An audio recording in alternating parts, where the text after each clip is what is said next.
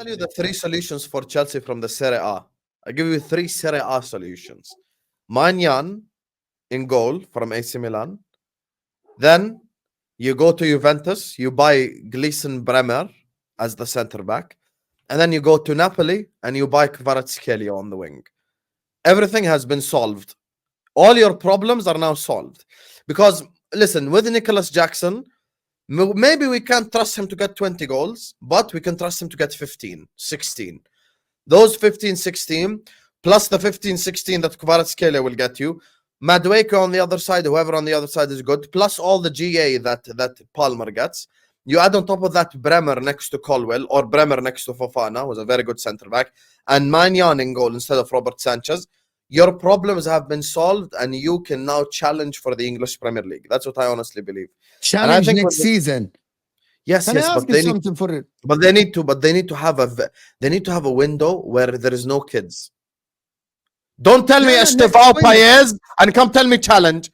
Of course, no. Next year they're not gonna. Next year they're gonna buy ready players. To be honest, the thing about Chelsea is that I think they're good. They look very, very good, but everything depends on who you're gonna buy next window. The thing I wanted to talk about is that this. Can they get a Saliba or something? Can they get a Saliba? Can they get someone from that ilk? I'm not sure.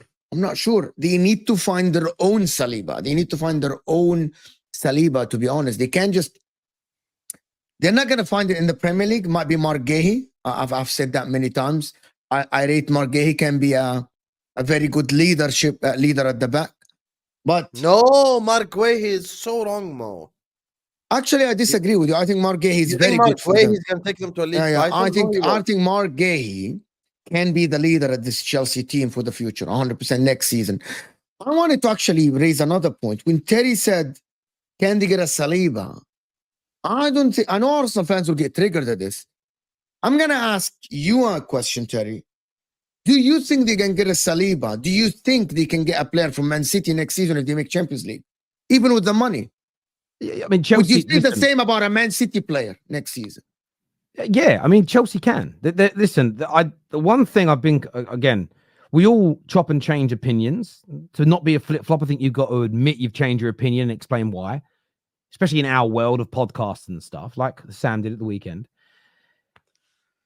But the one thing I feel I've been consistent about, not just with Man United, but with Arsenal and with Chelsea and many others, just because they're not at the peak of their powers hasn't stopped them from being an attractive proposition. They pay good salary, and you've got to, but they're still these brilliant clubs who football players have a desire to play for.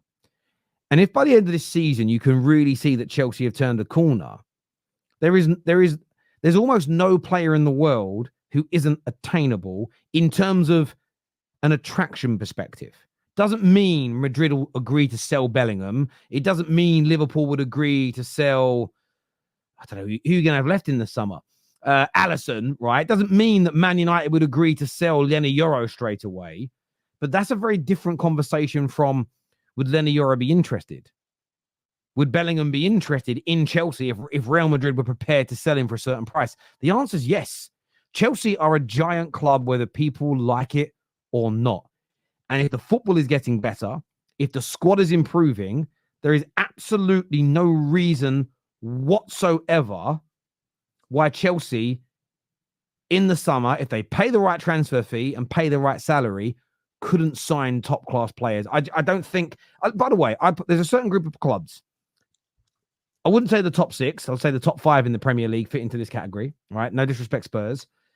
You've got the Milan clubs and Juve. You've got Barca, Real Madrid. Ati are on the edge of this, I think. You've got Bayern Munich. PSG are probably in that ilk now, but maybe not as prestigious as the others. And even if the money was suddenly in the Eredivisie, Ajax would have this as an example. If the money was in Porto, Benfica would have this. There are certain clubs whose history, their achievements and their prestige, they're just there. And as long as the money's right, and the money has to be right, they're professional people, they can attract the lion's share of footballers from around Europe. And the reason people wouldn't go to Benfica is because the league and club doesn't have the money. But if Benfica suddenly had owners like PSG that were willing to pay £500,000 to £1 million a week, their prestige as a club could sign almost anybody. So, yeah, I don't look at it, and I don't do this tribalistic thing on this subject and go, you know what, Liverpool finished 5th last year. They can't sign a top player. Chelsea haven't been in the Champions League for 3 or 4 years. They can't sign a top player. I think it's nonsense. Being in the Champions League, having more money helps. It definitely helps, but it isn't the be-all and end-all. And it's one of those other conversations that happens, Mo, where people make it all about, well, if you're in the Champions League, you can get the players. If we're out of the Champions League, no way, impossible. I just think both takes are far too hyperbolic, in my personal opinion. I think as much as we can say Chelsea can get players, and I'm with you, I still think Chelsea can attract players. Chelsea can buy players. Big up, Luke. Chelsea can buy players. Chelsea can attract players, etc. I think there is probably still a cutoff point. Meaning, with Saliba as an example, let's use him as the measuring stick. In order for Saliba to leave Arsenal, he needs to go to a club that he knows 100% are better than Arsenal in this current moment in time. Meaning, if you were to tell me, should Saliba move to Real Madrid, I'll say yes. Same way, if you ask me, should Trent move to Real Madrid, I'll say yes, 100%. You can ask Mo this. I publicly admitted this. If I was in Trent's place, I'd leave too with FSG as owner. So I have no problem admitting this. Like if it's a Real Madrid, you know, someone like that, I get it. But with Arsenal and Chelsea, even if Chelsea are on the up, it still is a sideways step for him. So I think there will always be a certain limit of what Chelsea can buy or who they can attract until they start winning the big stuff. Meaning, if Chelsea next season win the Champions League, that's when they can probably go to an Arsenal and buy a player, or go to a Man United and buy a player, and blah, blah, blah. But if they don't get over the line, then they aren't ahead of those clubs. That's where this conversation ultimately goes. Because if they don't get Champions League, you don't think they can attract the top players? No. Here's the thing, Mo. This season, if they don't get Champions League football, first of all, not only it's completely negative on the club financially, at the same time as well, Mo, the attraction levels now, 3 years you're out the Champions League, that's a lot more difficult to attract a Saliba. Do you think a Saliba level player will come play Europa League football or Conference League? No. Let's be here serious. Exactly. Thank you. That's it. That's it. So listen, I do get your train of thought.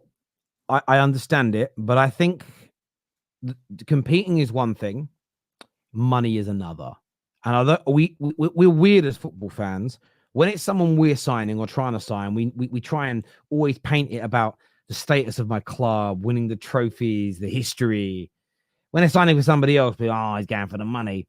But in reality, the free players that are looking like they're going to leave Liverpool, if you made them the right financial offers today, they'd all sign new deals over Real Madrid. I think they would. And as much as playing for Real Madrid is a dream for some people, it's often about, I still think back in 2009, if Man United would have turned around to Real Madrid, it would have been stupid money back then, but had gone, listen, we're going to do a new 5-year deal, but it's £500,000 a week, which by the way, back then is probably the equivalent of £1 million a week now. He might have stayed, but back then we didn't have the money to do that. We almost got to a point because of the Glazers stuff where we almost run out of money. We were almost like at our upper limit, and there was little more we could pay to keep those star players. As much as everybody always says it's about the badge and the honor and the history, a lot of the time it's about the money. And I think we as football fans pick and choose when we believe that. This year says Simon Phillips says...